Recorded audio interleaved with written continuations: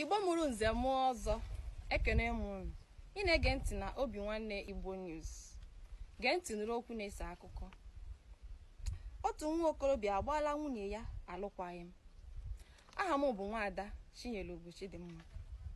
Na mkpụrụ ụbọchị 12 n'ọnwa Jenụwarị n'afọ 2024 ka otu nwa okorobịa gbara afọ 35 gbara nwunye ya alụkwaghịm n'ihi ihe ọ hụrụ nwunye ya tinyere n'ihu akwụkwọ bụ Facebook n'olu bekee.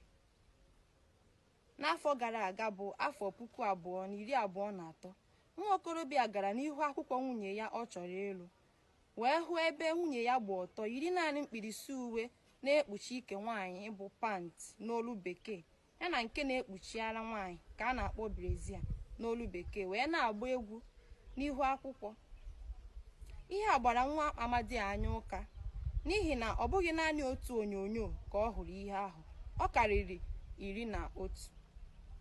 Ozugbo nwa okorobịa hụrụ ihe a, ọ kpọrọ nwunye ya n'ekwentị si ya gbara ọsọ ruo ya ahụ ugbu a. Ka nwunye ya ruru, di ya si ya na alụmdi na nwunye ha abụọ agaghị enwezi isi n'ihi na ya nwa bụ nwa Igbo tozuru etozu agaghị alụ nwaanyị gba ọtọ agba egwu n'efere mba ụwa. Nke nwaanyị bela akwa laba be ha ruo wee kọrọ nne na nna ya ihe onye ọ chọrọ ịlụ gwara ya.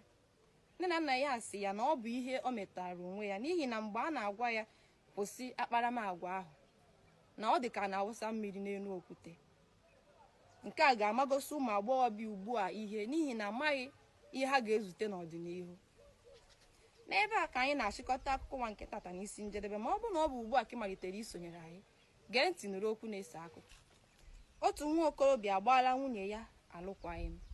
Chetakwa ka ị na-esonyere anyị n'Obi Nwanne Igbo News. Aka m bụkwa Nwaada Chidimma. Ndewo.